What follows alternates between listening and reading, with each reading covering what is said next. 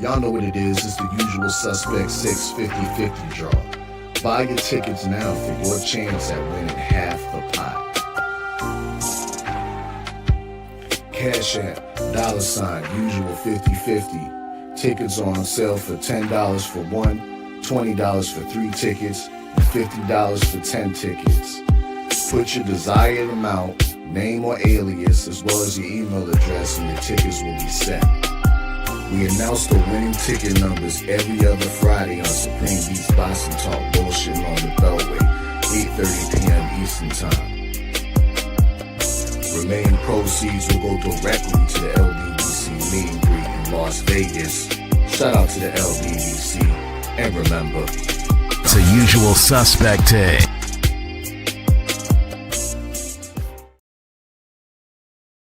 Y'all know what it is. It's the Find the Boxer game. Purchase a box for a chance at winning $500. One of 54 boxes has a missing boxer inside. Purchase your box or boxes by Cash Apping $ usual 50-50. Include your box number, name, and email address. Your box number will be confirmed and sent directly to your email. Each box is $20 with a 1 in 54 chance of winning. Remaining proceeds will go directly to the LDBC meet and greet in Las Vegas. Shout out to the LDBC, and remember, it's a usual suspect day.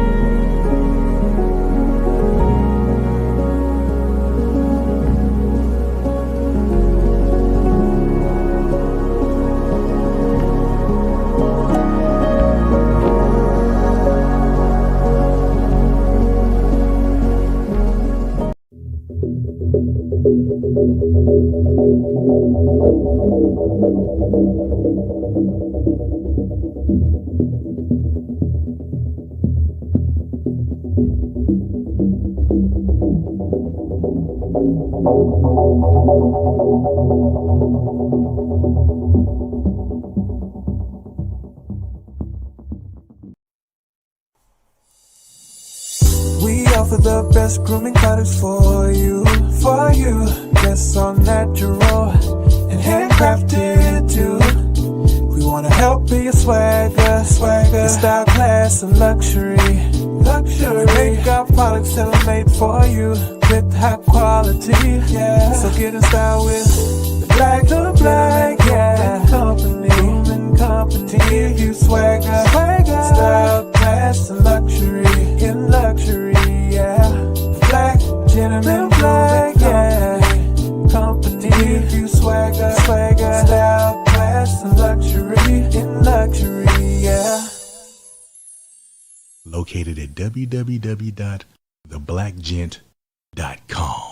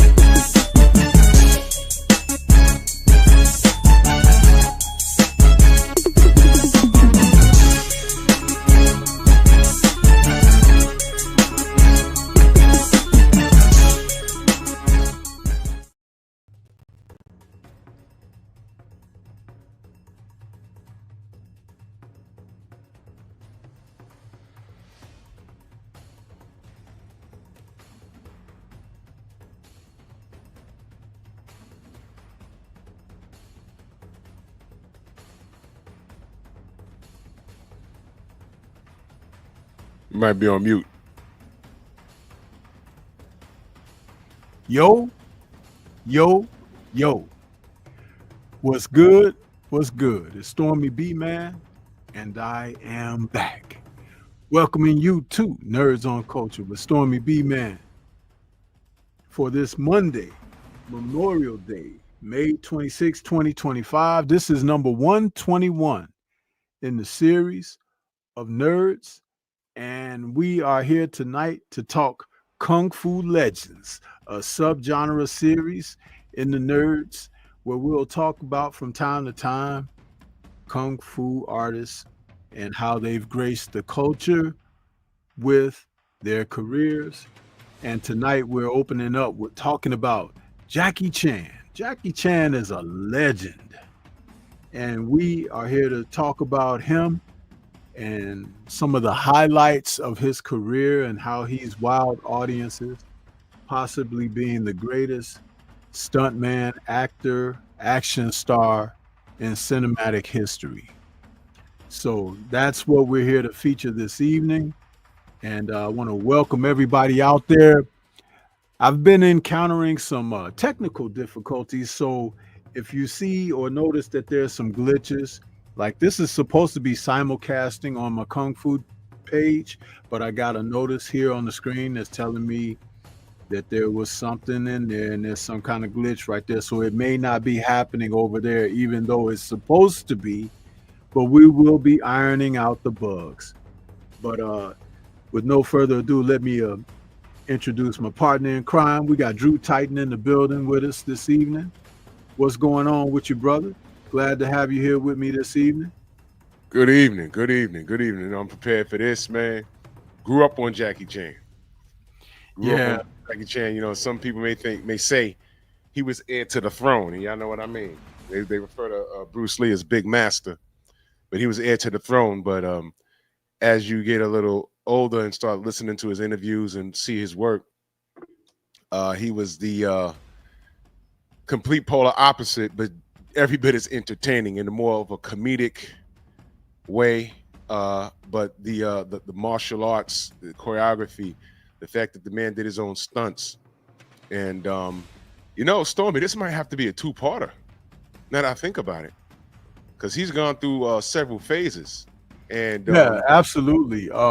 And though I hadn't said anything about that, I was thinking the very same thing, because Jackie transitioned from his early days of being a stand-in stuntman to becoming a co-star, to becoming a featured star and / choreographer once his fame started under his feet. And then as the feature star, he started out in the martial art films. With his success in that, he began to transition into action film fare, which is not so much martial arts, but, you know, playing cops and detectives and running around with guns and still having these great action set pieces on his films and projects. And then he went into a period where he did a little bit of dramatic stuff for a very short period of time. And then he went back to more comedic stuff. And I think Jackie is one of the few, like a Clint Eastwood or someone like that, has stood the test of time. Born April 7th, 1954. You do the math on how old he is, but it's like the man is really something else. And he's finally starting to let his gray hair just show, because he was dyeing his hair for a number of years. Right. But Jackie is, he is really, truly a treasure in cinematic history. And he's worthy of people speaking of him and giving respect to his body of work. So that's what we're doing tonight. And like you said, it could be a two-parter. It can possibly even be more than a two-parter because of what I just laid out there. But we will speak on his early time in cinema in Hong Kong, and we'll just let it roll from there. What happens to be your earliest memory of Jackie Chan, Drew? Snake and Eagle Shadow. Okay. Snake and Eagle Shadow. That was man, I might have saw that when I was about maybe 7, 8 years old. Groundhouse style. There you go. Groundhouse style, 42nd Street, New York City. If you know, you know. It's not the Disney family-oriented place that y'all guys may have visited in the last decade plus. It was an ish house down there. But one of the things that was nice about that was the Groundhouse theaters. One side of the street, I forget which street, but the Times Square area, one side of the street was all kung fu flicks. And you can go in there and get your popcorn and sit down. Of course, I was too young to go by myself. My dad used to take me and my older brother. Shout out to my brother's birthday is this weekend. And we would go and watch like 2 kung fu flicks. I saw Snake and Eagle Shadow one time, and another movie that sticks out in my mind was Clones of Bruce Lee. But that's another topic for another day. But I remember watching this, and I was just fascinated. The choreography, and dare I say, this was the film that got me hooked on the martial arts film. Or we call them kung fu flicks. It was my dad and my older brother that was saying, okay, there's a difference between this guy and the Sonny Chiba movies. He was a Japanese guy that knew karate, and there's a difference, and all of this stuff. But this movie right here, Snake and Eagle Shadow, this is what got me hooked. And back then, look, I'm old, guys. I'm old. When we saw this in the films, not everybody in America had a VCR in their house. You understand? So you actually had to get up and leave your crib when something was playing in the theater that you wanted to see. You understand? And then when we got VCRs and cassette tapes, that was when my late Uncle Gary started to get a hold of these films, man. And this was my Saturday. Jackie Chan films, and then it went into the Shaw Brothers films, and it was nice. And even the Shaw Brothers films, by the time we started seeing them on Channel 5 out here in New York, those films was already about 5 or 6 years old. Those films came out in the late 70s, mid to late 70s. By the time we saw them, they were about maybe almost 8 to 10 years old. You know what I mean? But Jackie Chan, it was a bit of a, dare I say, a trendsetter. Bit of a trendsetter when it came to certain things, man. And he was funny. But then when the climax of the film, when he was fighting at the end, it was, you see his face here? This is when he was all business in the film. You know, like he didn't want to be Bruce Lee, serious all the time. He wanted to have that comedic value behind his work, and it worked out for him. And that's why I say we need to do more than one show on this, man, because the last film I saw him in was, well, I'm going to see The Karate Kid because he's in it. And I just, I grew up on a Karate Kid, and I just need to see how it all comes to an end. But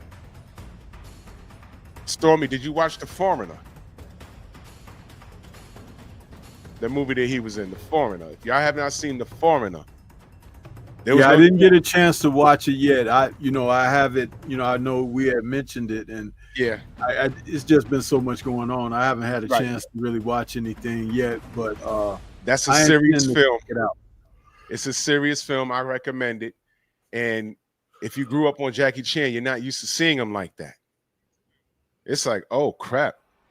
And he's a badass in that film. And it's one of those, you should have left that old man alone type of thing. You know what I'm saying? You should have left him alone. Because then when you find out, well, why is he nice like that? He's working at a damn Chinese restaurant. You goof off with him and then, do something to his family. And now he's running up in your house and John Wicking you. You ain't know he's nice like that. You know what I'm saying? So, yeah, that was damn good. And I wasn't used to seeing him like that. It's like I forgot the name of that movie with Robin Williams where he played a serial killer. And it's like, oh crap, he's not joking in this film. It's not, you're not used to that, you know. So yeah, Snake and Eagle Shadows. That's what set it off for me.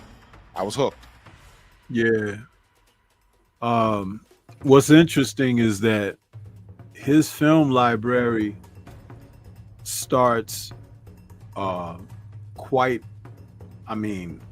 early, man. Jackie, because he was a part of a group, an opera troupe called the Seven Little Fortunes, he and his classmates Sammo Hung and Yuen Biao, who he starred in a number of films with during the early 80s. His films started in 1962 as a co-star and an acrobat and things of that nature. But my remembrance of Jackie, what was really interesting was a film that he did that it was released. It was made in 1973, released in 1973, but it was kind of held back. And if you ever get a chance to watch this film, there's a cast that of characters that are quite familiar to Kung Fu films, and you'll see them in this film. The film is called The Cub Tiger from Kwangtung. And in this film, a very young Jackie, he might have been in this film, he might have been 18 or 19 in this film, but he has a co-starring role. And the main star of the film is a gentleman by the name of Cheng Hun Lee, who played a villain in a lot of films. If you ever saw the film with Chong Pei Pei, Come Drink With Me, he's in the opening scene of that. He's in all white, and he's this guy that he's a bandit in that film. And Cheng Hun Lee played that role very well. He was kind of like typecast as a villain, although he did play a heroic role here and there, but he was always that annoying guy that you just want to see something bad happen to. And in this film, Cub Tiger from Kwangtung, it's also known as 10 Fingers of Steel in some areas, which is also another name for Jimmy Wong Yu's film, The King of Boxers. They got real crazy in the early 70s with these mixing up the titles, because when they tried to ship the films internationally, they were trying to hit with titles that would lure audiences in. So that's, if anyone wants to know, well, why did certain movies have so many different titles, you know, and you call yourself buying them on DVD and or VHS when that came out, and you find out I got this movie already under a different title. That's one of the reasons why, because in different areas where the films were released, they tried to make it with titles that would draw an audience, you know, and they were trying to cater to audiences. And also remember, in the early 70s, that's when President Nixon opened up trading and everything with China. And prior to that, we didn't have that. So it's like, that's why it was called the first wave of Kung Fu films being released in America, because, you know, that was when a lot of Chinese products, Chinese food, Chinese commerce being opened up with the deal that Nixon and Mao arranged to interact at that time. Prior to that, China was pretty much shut and doors closed to the US and vice versa. But this film, Cub Tiger for Kwangtung, Jackie has this role that he plays, and he's a little bit acrobatic in the film, and he also has some good action in there. Now, there's another character in the film, Paul Tien, who is also seen in Bruce Lee's Fist of Fury or The Chinese Connection. He was the guy that played the lead brother in the school after the main teacher died, the elder brother. He wasn't a teacher, but he was the elder brother. and he was the one always admonishing Bruce Lee's character and stuff. That Yes, was yes. Paul Tien, and he's a very familiar face in Hong Kong film industry. So yeah, that was my earliest remembrance of Jackie. And then of course, if you look closely, when you watch any of Angela Mao's early films, you'll see him as a stuntman in the background taking punches and kicks from Angela Mao. And she was like a big sister to Jackie, because though a couple of years older, and she also having been born of a opera background, where in an opera background they teach them martial arts, swordplay, weaponry, acrobatics, acting, all of those kind of things. So these young folks, they grew up with cultivated skills. So by the time when they were doing what they were doing in front of these cameras, that's why they were so good. And it was something that went on. Parents would send their children to opera schools when they couldn't even afford to raise them, because at those schools, the people who ran the opera troupes, they would feed them, board them, and give them these skill sets and send them out into the entertainment industry to either perform almost like as acrobats or stunt people or extras on films and everything. So it was a way to make a living. You didn't make a lot, but it gave you honest work. So that's a little bit of the background on that. Just wanted to share that bit of information. Yeah, that is very intriguing. Salute to everyone in the chat. See you out there, General. Salute to the general. I see him out there. Shower Shogun. Salute to all y'all. Universal Truth. Salute to y'all. Yeah, Jackie. Let me see. Wow, there's so much to say. Because we had to, outside of the Groundhouse films, after that, we had to like get a lot of his work on VHS tapes. You know what I mean? And I do remember Dragon Fist. I'm trying to remember the name of the oh man. So I can't. I should have did more homework because I can't. I have the action scenes in my mind, but oh, wait a minute. It's how versatile he was. He'll do a movie like Snake and Eagle Shadow, and then he'll do what is it? The Cop Story. Police Story. Well, that came later though. Much later. It came later though, Drew. See, that's the thing. He didn't start making films like Police Story until after his real fame and success came. Right. But there was a long period of time before he even got to that. What's interesting before because Police Story came out in the, what was that, the late 80s? No, Police Story. I have, because this guy had a 85. 85 okay. Is when Police Story originally came out. This guy has a body of work a decade prior to that, man. You know what I mean? Well, it goes back to the 60s. Remember, I told you, 1962 is when his career started, and he was a teenager. What was the film that put him over, though?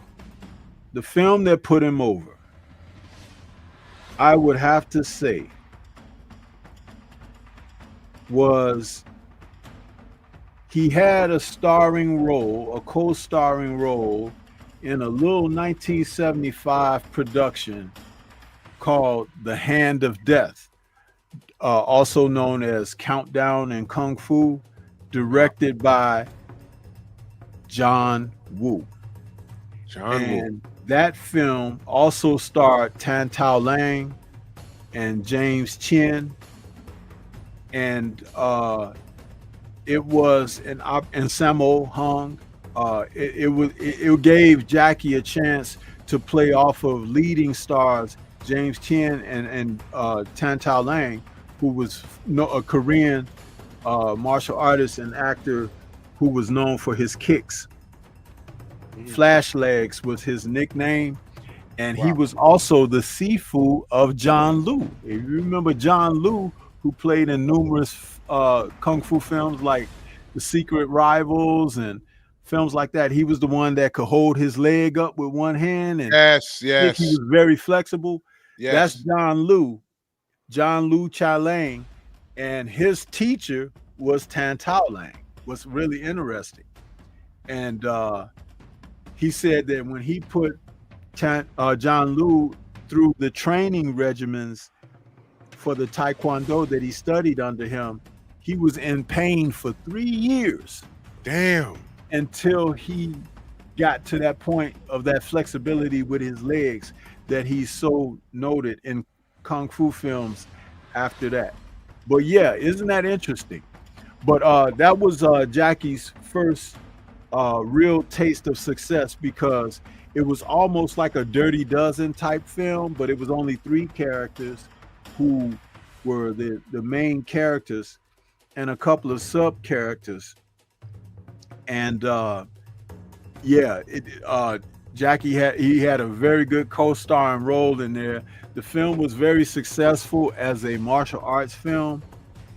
Raked in 700, almost 800,000 with its Hong Kong box office back in July of 1976 when it was released.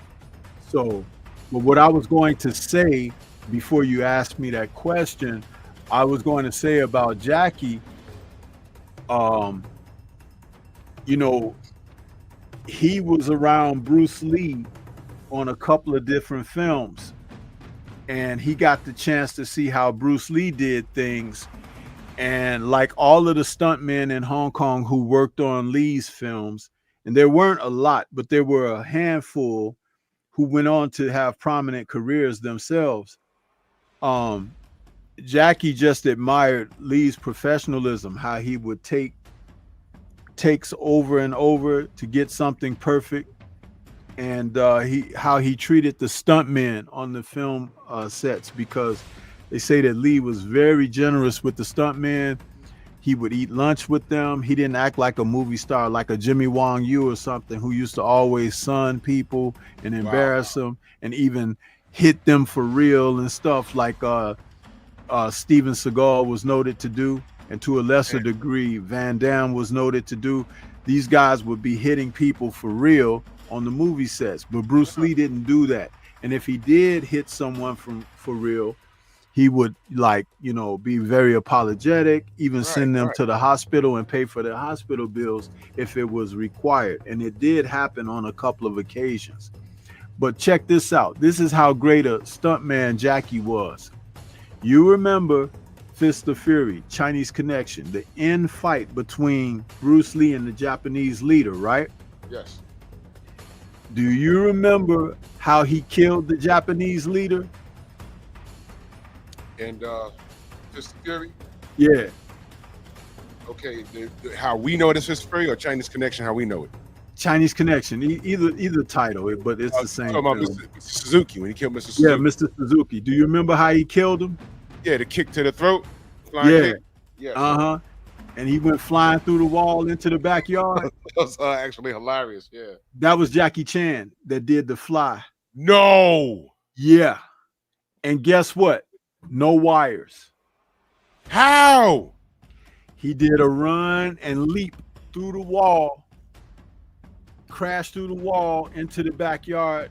They filmed it, and then in the film they put it in slow motion. That was Jackie. Stop. Did you see the height he got?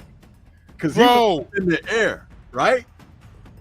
Wait, hold on. I'm gonna pull that up on my end. I just want to see that part. Now that I didn't know that. Yeah. That was Jackie Chan that did that stunt for Suzuki. His name was Chen Jay in that movie. Yeah. Wasn't that amazing? That was an amazing stunt. When Bruce Lee saw Jackie do that, they say he ran out there to Jackie and asked him, "Are you okay? Are you okay?" And Jackie was like, Jackie has told this story himself too in certain interviews throughout his career. He said that when he saw Bruce Lee was giving him so much attention, he act like he was hurt a little more, like, oh, I think I'll be okay. I think I'll be, because Bruce was saying, Jackie, are you okay? Are you okay? Stormy. So he was sucking up the affection from Bruce Lee and the attention from Bruce Lee. Bro, first of all, I'm looking at it right now. Uh-huh. How the hell did he get height on that? No wires, bro. No wires. And if you look at it, you can tell that there's no wires because wires usually have a certain kind of effect when they pull people and stuff like that. And they hadn't really got sophisticated with wire work at that particular time because that was 1972. Stormy, what's more famous? The Bruce Lee kick, silhouette, or the Jordan symbol? It depends on what part of the world you're in. True story. Yo, that's Jackie flying through that damn. Yep. Oh, wow. That was Jackie, man. That was Jackie. And just an amazing stunt that he performed there. And he was also in Bruce Lee's Into the Dragon, where he played a couple of different stuntmen in that, where Bruce Lee was fighting Hans guards in the dungeon. And one of the guys was a guy where when Bruce Lee picked up the long bow staff, the long stick, and he was fighting the guys, and then when he hit one of the guys, boom, and the guy went down right in front of the camera. That was Jackie. And then later, when he was fighting the guys and he got the nunchuckers, and when he was whacking the guys with the nunchucks, and the guy that he hits with the nunchucks and goes over into the acid pit where they drowned Jim Kelly in. Yeah, that was Jackie. That was Jackie. That I knew. And then Jackie was also the one that jumped on him behind him, and he broke Jackie's guard of holding him and turned him around and broke his neck. That was Jackie. So Jackie was in that sequence 3 times. When he was the guy that got knocked into the acid pit, he had a fake mustache on, like a little light mustache. It's like they used to do this kind of stuff as to use a stuntman over and over again. But Bruce liked his reactions to how, he knew that Jackie was really good. And Bruce could recognize the talent in people. So he worked with them and he made sure that they got extra pay and stuff like that when they showed up and made him look great, Yeah. Jackie got his feet wet early, man. And Bruce recognized that work. Man, that's something else. Yeah, he's in Angela Mao's Hapkido, which also stars June Ray, who was a great friend of Bruce Lee, the father of Hapkido in America, Korean star. That's the only film that June Ray, Master Ray, they used to refer to him as. It's the only film he starred in, and Bruce Lee got him that role. And what was interesting was, because the Kung Fu genre was really kicking off with Bruce's success and stuff, so he brought June Ray over there to introduce to Golden Harvest Studios so he could be a new alternative, like with Hapkido skills and Taekwondo skills. And I'm sorry, not Taekwondo, not Hapkido. June Ray was Taekwondo because he was in the movie When Taekwondo Strikes with Angela Mao.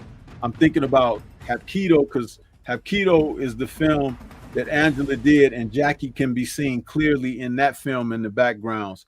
But I don't recall seeing him in When Taekwondo Strikes, but he could have still been a stuntman then too. But June Ray was supposed to be the lead star of When Taekwondo Strikes, and Bruce Lee had given him a call in the States to tell him, hey, your film is done, it's all edited and ready to go, and you're gonna have top billing, in the film. And Bruce Lee died a couple of days later, and Then the director and producer for the film, Raymond Chow, and the director, Wong Fong, they made Angela Mao the star of the film, Right. going against Bruce's wishes. So, but that happened because he had died, and he was gone a couple days before he died. That he had told June Ray, that good news. But yeah, there's a strong history with these guys, but Jackie was probably the most fearless stuntman out of all of them.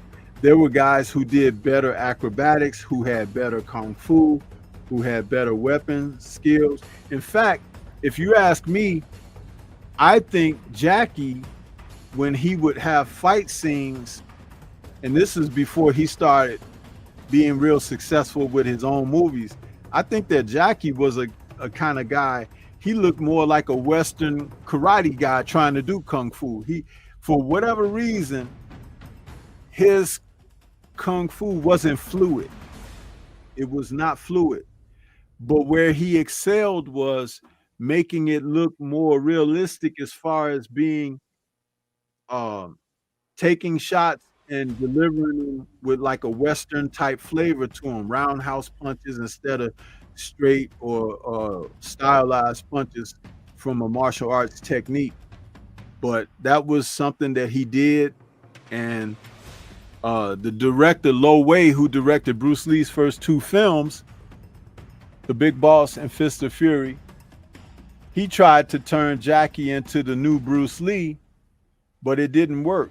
He did a series of films after Bruce died. Like there were a few films he did, that movie I told you, The Hand of Death, The Himalayan, New Fist of Fury, The Killer Meteors, Shaolin Wooden Men, To Kill with Intrigue. All of those films were made between 1974 and 1977. And they were not box office hits. They were not box office hits. And so Lo Wei was frustrated.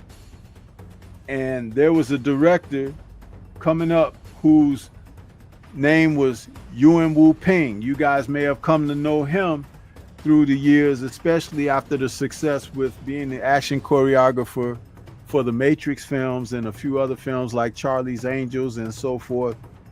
Yuen Wu Ping was looking to make an independent martial art film, and he needed someone who could do good acrobatics and who had a boyish-like appeal. And he first went to Shaw Brothers to ask for Alexander Fushing. But Shaw was real tight with his contracted players. You couldn't come and ask him for a glass of water. He didn't play that. So there was no way that Fushing could get that job. So then he went to Golden Harvest and asked Raymond Chow, how about, or Lo Wei, how about, lending Jackie to us so we can make this little independent film that we got coming up.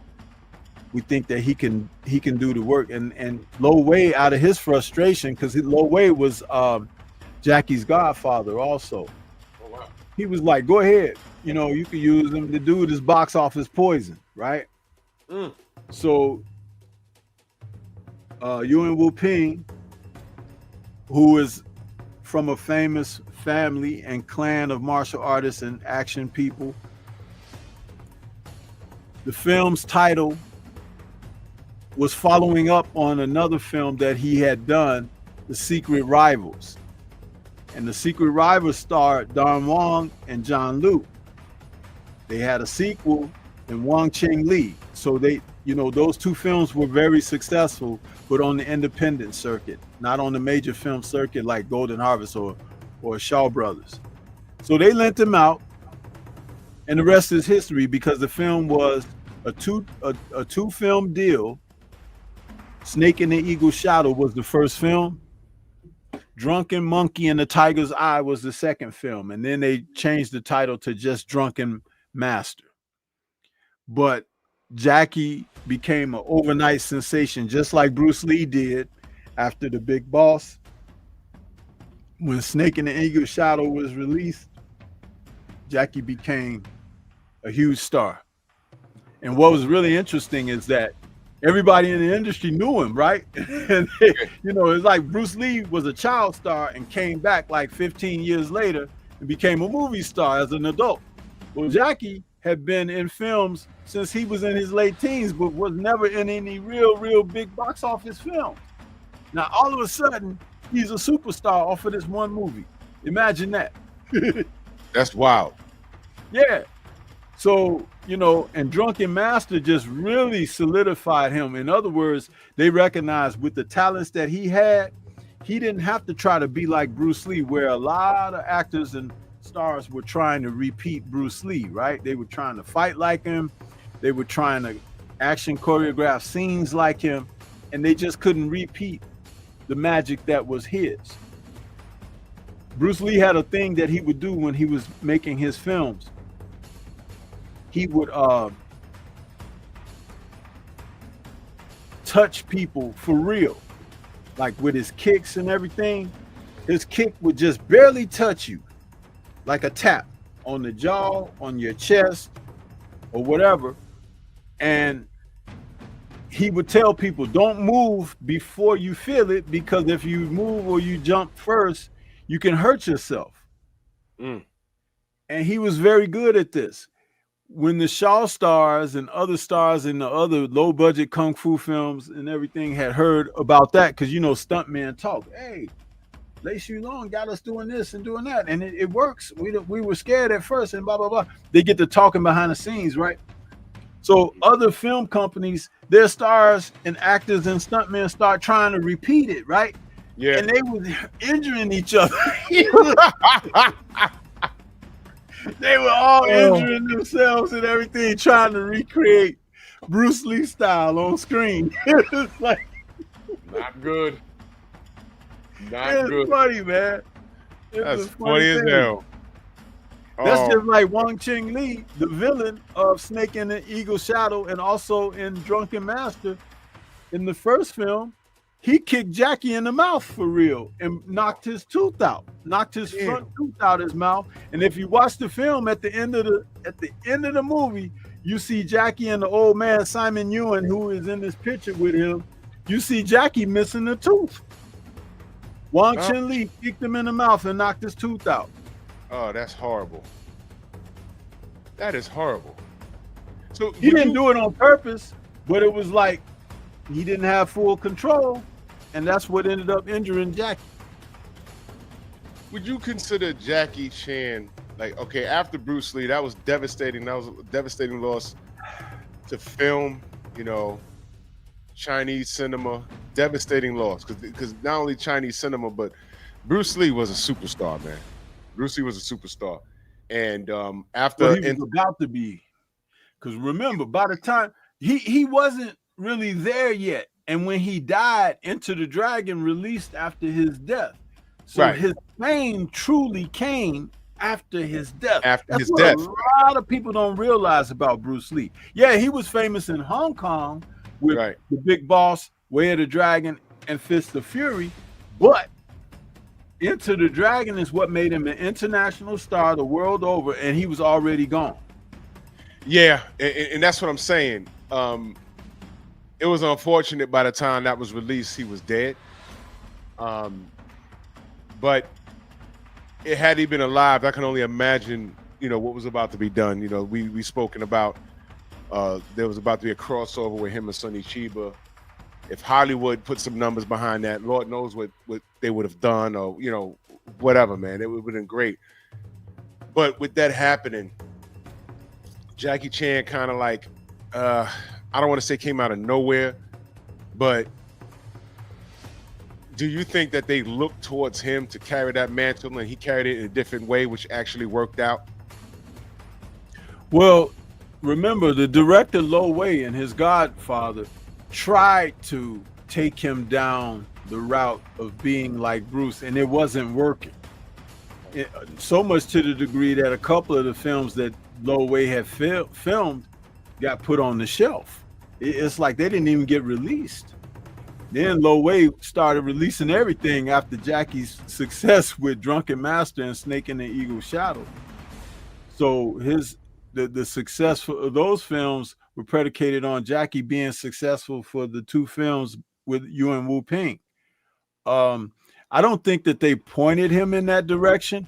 I just think that the genre tired of people trying to imitate and be like Bruce Lee, and they welcomed Jackie's action type fare because, for one, it was a new type of choreography, like Snake in the Eagle's Shadow with the snake fist and the eagle's claw and stuff like that. We hadn't seen those films, you know. And then Drunken Master, of course, that was like the drunken style. It's like, wow, that was a novelty thing, right?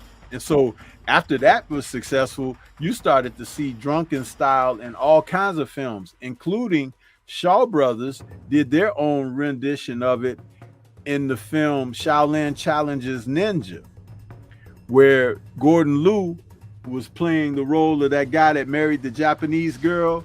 Yep. And they challenged each other to see whose art was best. One of the greatest films ever made. It is, man. It is truly, and we got to do a piece on that alone. Oh, and you know what, Stormy? A bit of that is pep talk, bro. You know why? Yeah. Oh. But that film, in that film, when Gordon is trying to learn some drunken fighting from his elder brother in real life, that's Pops. Lu Cha Lang, he was doing the drunken style in there because he's playing like an old beggar, like Simon Liu right here in this photo, and Gordon is trying to emulate his moves and stuff to learn the drunken style. So, yeah, the drunken genre came after Jackie's success with this film, and there was one hindrance for Jackie. Jackie wasn't what they called at that time cinematic handsome. He wasn't matinee idol looks. Right. He kind of looked like an Asian version of Dustin Hoffman, if you ask me. But he was not like that handsome dude that people adored. And they even had him do surgery on his eyes to widen his eyes, because if you looked at him earlier in his career, his eyes were a lot tighter.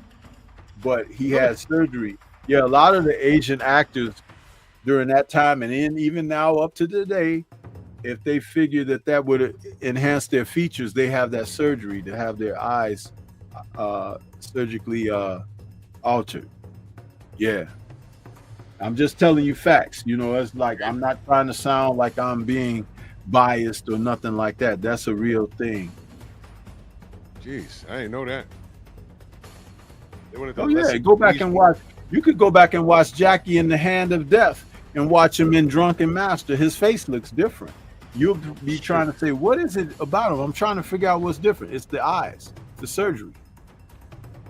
That's wild. I never even considered. Wow, I didn't know that. That's crazy. Learn something new.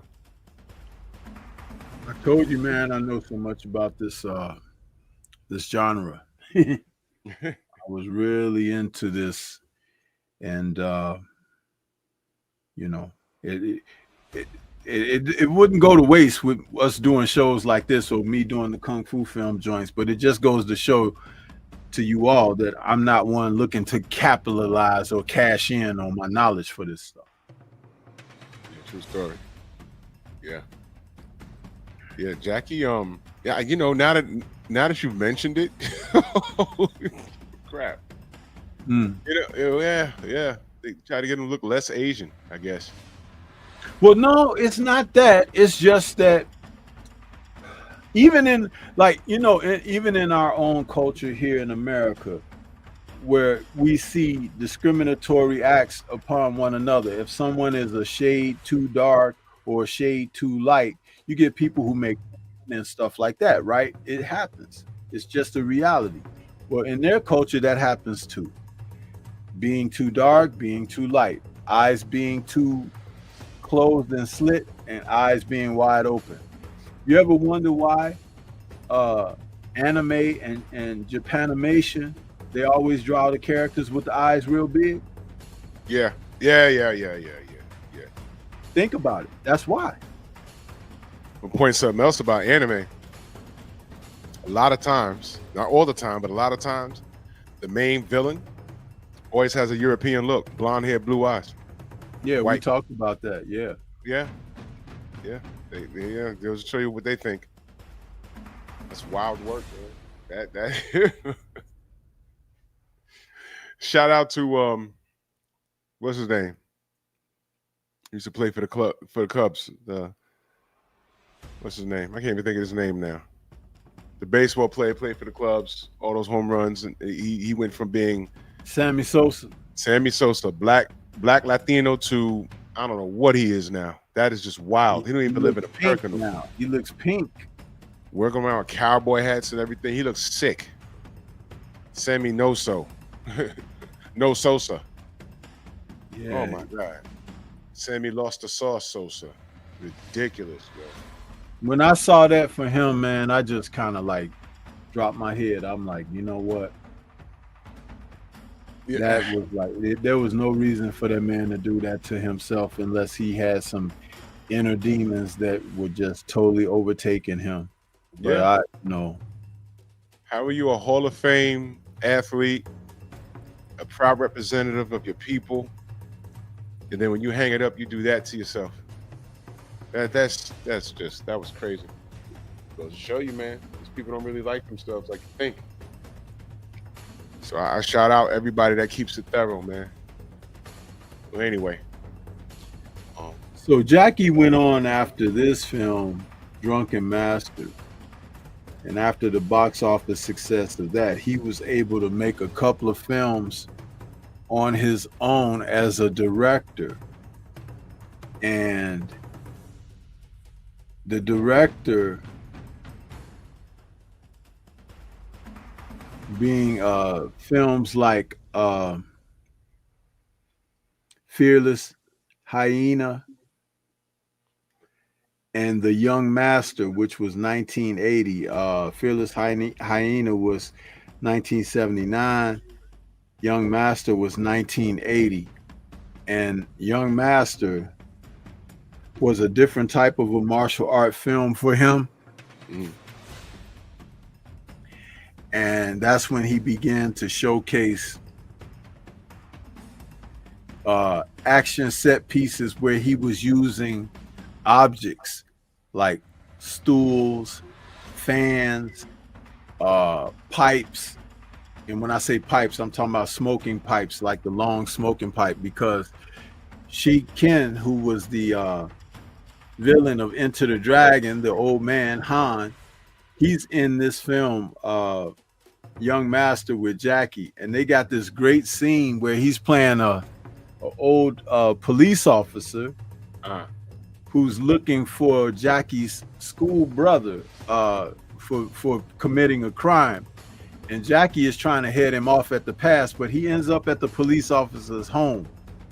And the policeman is trying to chase him around the house. They having this crazy little fight scene, and he finds this pipe that the policeman had. It was like supposed to be given to him by the emperor or something like that. So it was a special piece, right?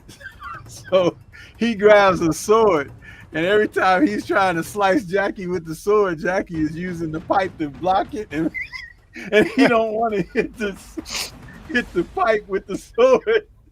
So he was like, He's like, and it's a hilarious scene, man. It's like, but the choreography is by Jackie, so it's really pretty cool.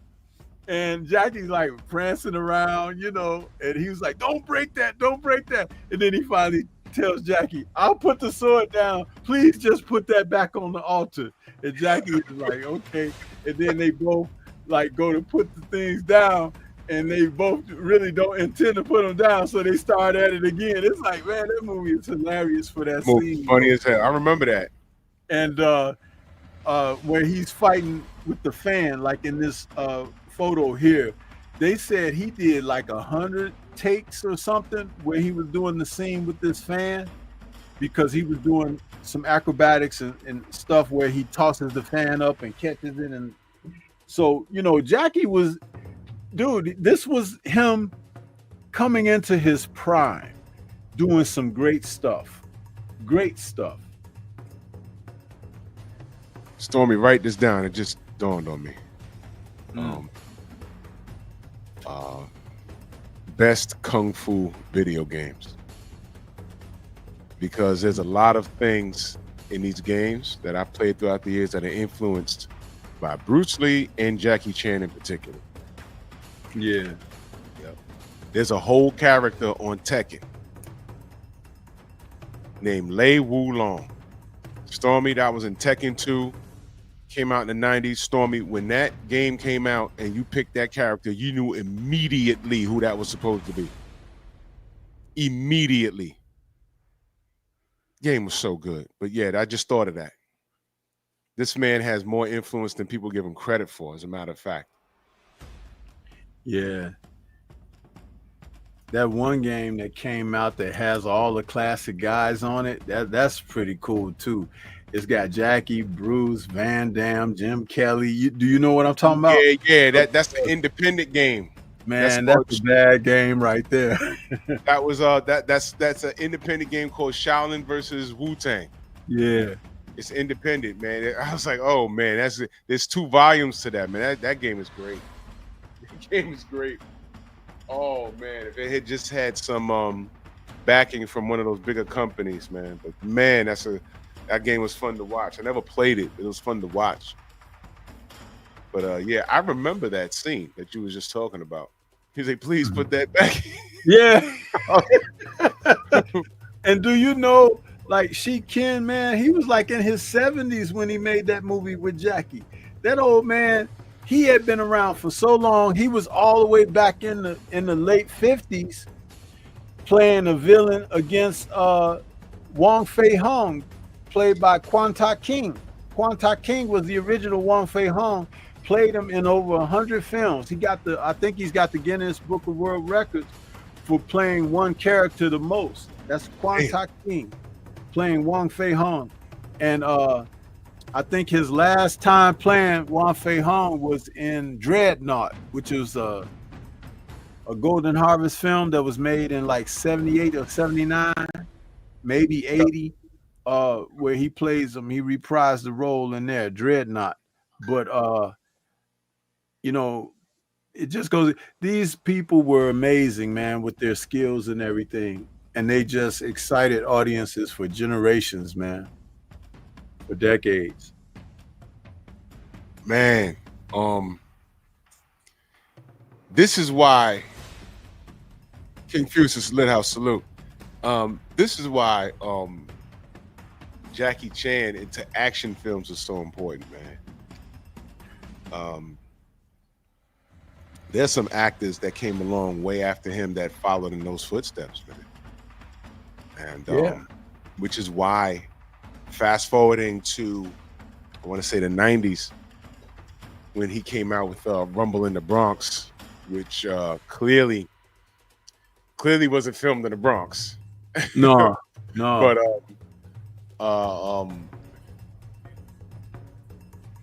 but it was still an entertaining movie, though. It was very entertaining. It was very entertaining. But on top of that, he was getting like another run in the American audience because we haven't seen him in a while. I think the last time we saw Jackie Chan in America on a grand stage was Cannonball Run, if I'm not mistaken. He was in Cannonball Run. Well, Cannonball Run was first, and then his film, The Big Brawl. Mm-hmm. The Big Brawl was his first Hollywood film. I remember that. That's what this photo backdrop is. Yep. This photo right here is from The Big Brawl. It's also known as Battle Creek Brawl. I remember the theme music. It was whistling. Yep. I remember that. I remember that. He fought that dude, the bald-headed dude at the end that was kissing people. It was crazy. Yeah. Now, the thing about this film, they liked Jackie being able to do his action, and he did a lot of stunts in there. Mako is in there too. Mako plays his older dad or his uncle or something, and no, his martial art teacher. And you know, Jackie, America wasn't ready for him. Right. And he was so good, and they kept promising him. This was the thing that I really hate about what he went through. See, he's shown publicly great like personality toward what he had to endure.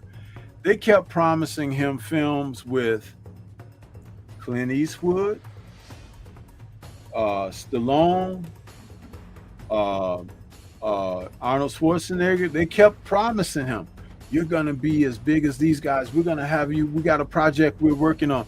But they didn't want to be in the film with him because he would overshadow them. And that was their egos at the time in Hollywood. Those guys, they did not want to do a film and have Jackie outshine them. Mm. And Jackie didn't have the ego that Bruce Lee had. It's funny because Bruce Lee was the one that would have been like, you know, I want to do this by myself. Right. But Jackie was just happy to be in America, especially when his godfather, Lo Wei, kind of put that contract out on his life. That's a whole nother. I know people right now are like, what? Yeah. That's a whole nother.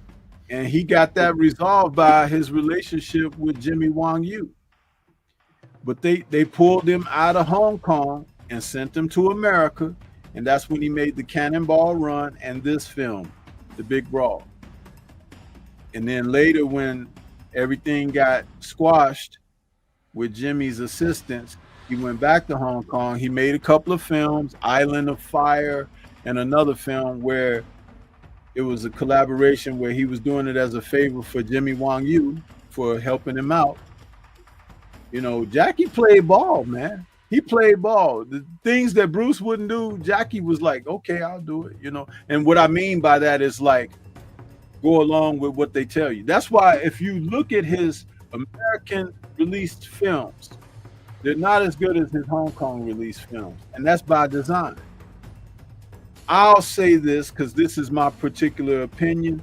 I'm not saying that Jackie said this. So I'm taking accountability for my words. But understand this. Jackie understood how to play ball. When he made an American production, he just made sure that he didn't give him everything. When he did his stuff over there, he went balls to the wall, all out. Right. And you could see the difference. That's why you can say, well, man, he was in this American film, but he wasn't all that. That's by design. Yep. Watch his Hong Kong fare, and you'll see the real deal. Yep. Damn. Yeah. So much to cover. Let me talk about The Big Brawl. What year that came out? 80 what? 1980. 1980. By the time I saw it, it was on HBO. That was back when we had like 2 cable channels. It was HBO and WHT. Those were the rival movie networks. And he even cut his hair for The Big Brawl, because you never saw Jackie with a short haircut like that. Ever. But he cut his hair because, you know, he used to wear the long, like mullet type cut. Yeah. And they kind of told him in Hollywood, maybe you'll look more appealing if you kind of trim your hair up a little bit, this and that, blah, blah, blah. But they made sure they put him in his Asian cut robes, like you see in this picture here, because they wanted to show his muscles off. Because he was in good shape, you know. But he wasn't a person that prided walking around like that. He knew that was something that struck appeal. That's just like when he did the film Fearless Hyena. He knew that it was going to call for some real training sequences and everything. So he took his time being he took his time being training for that film, and he had a physique that rivaled Bruce Lee in Fearless Hyena. Right. By the time that film was made and finished, the images of him in that film, that's when Jackie was looking his best ever on cinematic film. He looked really good in that film. He was chiseled. He was chiseled. And like I said, he had a lot of funny scenes in that, but that last fight scene when he was running through and fighting those guys, because this film takes place like in the 30s, right? Which one? The Big Brawl? Yeah. Big Brawl. And man, those fight scenes at the end was something else, man. He lit their ass up at the end. Oh man. Jackie, you know what? I recommend that, man. If y'all never seen The Big Brawl, and that was an American film, well, you know, it was filmed here, you know. They were introducing him to the American audience. Next time we saw him, if I'm not mistaken, was Cannonball Run. Yeah, the irony is that film was supposed to be set in the 30s or whatever in Chicago, believe it or not. Wow. Yeah. Oh wow. So that was damn good, man. That was damn good. I ain't seen that movie in a while. I'm gonna find it. I'm gonna watch it. It's got to be somewhere.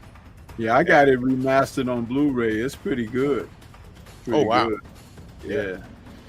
You know, Jackie. And then when he vanished for a while as far as making movies here in America. Next time, you know, American audiences reintroduced to him, it was Rumble in the Bronx, and it was business as usual. And I'm like, man, ain't he kind of like he's like 50 now, you know, something, and he was still moving and shaking like he's a young man. And there was so many, man, Stormy. He been in the business. Sheesh, how long you been in the business? 40 years? Who, Jackie? Yeah. No, 50 plus, bro. And this guy, he's in his 70s now. Man, how many times he does his own stunts, man? This guy almost kills himself in every damn film, man. Look here, here's a shot of him from the Fearless Hyena. Look at his physique. Yeah, he's shredded, man. Yeah, he's shredded. He's shredded, man. He's in shape. And mess around. He was really working out in this film, bro. Mm-hmm. He was really working out in that film, man. You know, this guy's to be respected. So we did 70s, basically into the 80s. Okay. His work in the 90s was predominantly in China. His hit movies in the 90s, shit, how many? I didn't research that. What are you asking? Yeah, like his hit films in the 90s, let's say from 90 to 2000. Oh, he did films like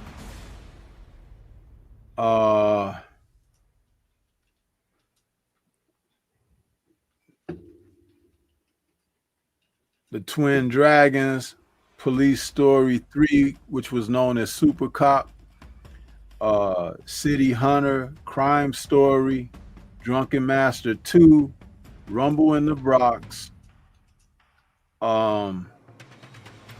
Thunderbolt, First Strike, Mr. Nice Guy, Who Am I?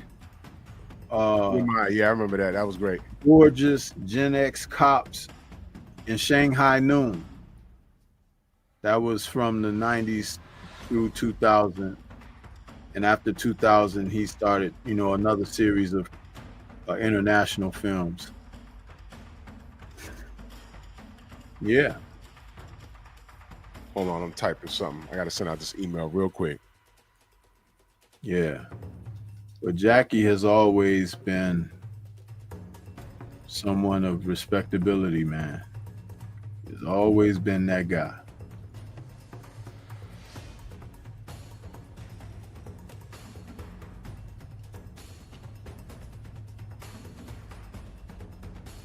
I'm sorry.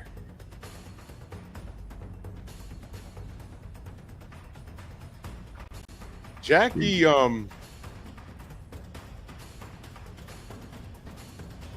when he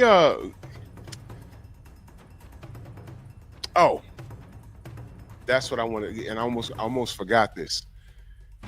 This is how popular he is, man. There was a scene in Ong Bak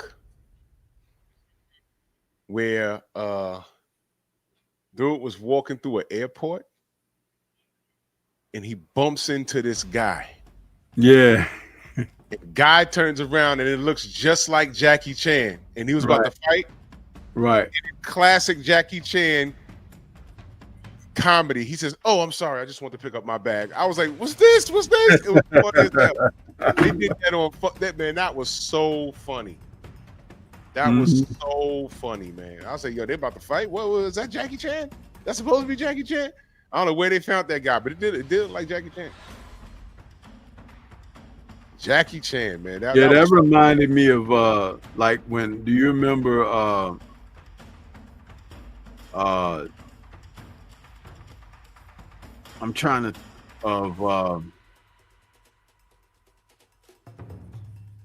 those three guys that are on YouTube, and it's like one that looked like Martin, one looked like Will Smith, and the other one looked like Jackie Chan. Have you seen those three guys? What is that? What? Those three dudes, they look just like those guys, man. I would crack it up every time I see them. They do videos together. Here's the shot I really wanted to find from Fearless Hyena with Jackie. Look at him, bro. Yeah, he shredded. He got shape for that, didn't he? And they talked about it. They talked about how he said that because he knew he was going to have some training sequences, and this was considered different from Drunken Master. You know, he wanted to really make it look like he put his body through something, and he did. I don't think he ever looked like that again, but he did for that film. And guess what, y'all? Jackie was a smoker, man. Jackie liked his cigarettes. Yeah, he smoked, bro. He smoked. He was a smoker. I didn't know that. Yeah. He still smoke? Do you know? I don't know if he still smokes, but yeah. Goodness. That's funny. Oh, you know what we can't forget, y'all? We can't forget. That's what I'm saying. It's going to have to be a two-parter, Stormy. Another reintroduction to the younger people to Jackie Chan was his cartoon, which was great. Yeah. That damn cartoon he had was it was good. You know, I watched it at first and said, "Oh, okay." But the writing and then the different seasons, it wasn't meaningless. It was funny as hell too. And that cartoon made the younger audience go back and watch his movies. That was great, man. The Jackie Chan, what was it called? The Jackie Chan Mysteries? That reminds me that, you know, when Bruce Lee, you know, before he died, he had a deal on the table for some merchandise. He had a deal on the table for some books, and also some more film productions. But he had a deal with Hanna-Barbera to make a cartoon. Man. And that was right around, that was on time, because at one point, damn, everybody had it. Harlem Globetrotters had a cartoon. Muhammad Ali had a cartoon. Bruce Lee would have fit right in with that. What year was that, by the way? 73. 73. That'd fit right in. Yeah, Jackie Chan Adventures. That's what it was. But man, that would have been dope. The Bruce Lee, that was right on time, man. That was right on time. Damn, man. Jackie Chan Adventures had like how many seasons? I know they got to be a crazy box set on that. That was on television for a good while. Jackie Chan, and the way they drew him, it looked just like him too. It was funny. That was funny as hell. His grandfather, one more thing. Episode was funny because they had something that made his grandfather young again. And you found out that his grandfather used to act just like Jackie when he was young, running and jumping off of things, and things almost killed. 4 seasons. Wow, that was great. That is great, man. I encourage everybody if you haven't seen The Foreigner, I think it might be on Netflix. If you haven't seen it, watch it. He's not joking in that one. There's no fun and games in that one. Yeah, it's a basic story. You know where it's going. When it starts, you know where it's going. When something happens to him, you know where it's going. But it's like, man, I ain't never seen Jackie dead serious like that. It's like, oh man, where's the jokes? Ain't no jokes in that film. There's no jokes in that film. You know, the bad guy's effed the wrong one, and he's some decorated military dude, come to find out. But in the States, so you see is a Chinaman working at a restaurant. One of those situations. But it's a really good film. Really good film. Man, salute to Jackie Chan. Yeah, man. Go ahead and give us some final thoughts, bro, on tonight's show. We'll be returning to Jackie. We'll return. Yeah. And y'all make sure you should put the link in the description for your Kung Fu channel. So that on the easy. Go subscribe to Stormyman's Kung Fu Temple and Entertainment. All right, I got it up right here. I'll put that in the. I'll put it in the chat right there. That's the Kung Fu channel right there. If you have questions, you know, if you listen, if you Black, you grew up on Kung Fu films, man. Don't even lie about it. We all watched them, man. It's great stuff, man. And again, this is a great ass show, man. And man, you got my wheels turning. There's so many questions I have, like, you know, as far as like the whole Kung Fu genre. There's things that I forgot about. All the Shaw Brothers films. I can't wait till we discuss the Kung Fu games that were influenced by things we grew up watching on these on these films, man. Yeah. You mentioned Alexander Fu Shang. Yeah, Chinatown Kid. That was one of my favorite films. That was a good film, man. Yeah, man, but this was dope. Can't wait to see what we do next week. Nerds is back. Hell yeah. Nerds is back, man. Yeah. We always, you know, can find something real good to talk about on this show because we're revisiting our culture. You know, it's like that's a that's a can't miss target there, you know. Yeah, no doubt. Well, I'm headed over to Pep Talk. Yeah, I gotta kill him tonight, man. So yeah, man. So salute Stormy. And we'll talk. Salute, good brother. All right, man. Appreciate you, brother. Appreciate you stopping in, man. Take care.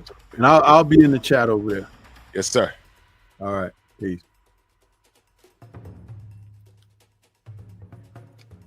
Wow. What a show. It's been great, man. This is what it's all about. What it's all about. I thank everybody for coming in. Make sure you take that positive energy over to Pep Talk. He's got a good one lined up for you guys this evening. We're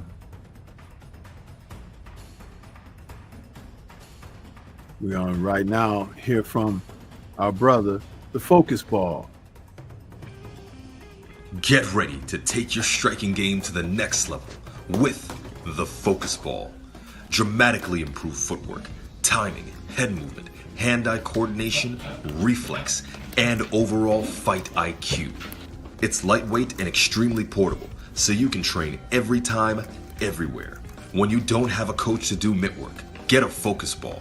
When you don't have a heavy bag to hit, get a Focus Ball. When you don't have a sparring partner, get yourself a Focus Ball.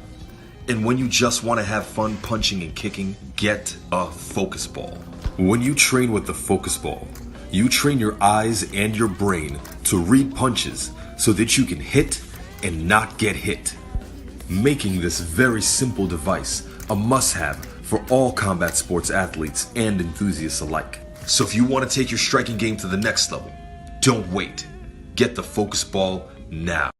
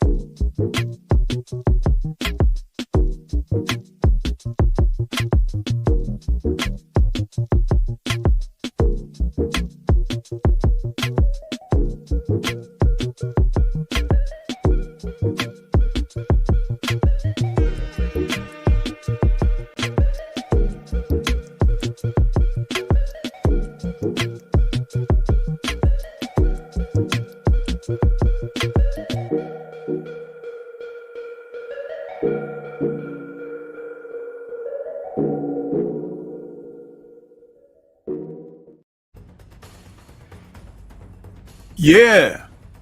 So we come to the end of another Nerds, man. Make sure you share the content, you guys. Share it because we have great conversations on our subjects here. We try to cover everything to make sure that you all enjoy the experience of reviewing and recalling. Tonight was a part 1 for the Kung Fu Legends of Jackie Chan. And we'll be back next week with something else. But just know that we try to do our best here and keep you all entertained and keep you engaged. I want to say shout out to the mighty LDBC. And we will catch you guys next Monday for another round of Nerds on Culture. Peace to everybody. Enjoy your week.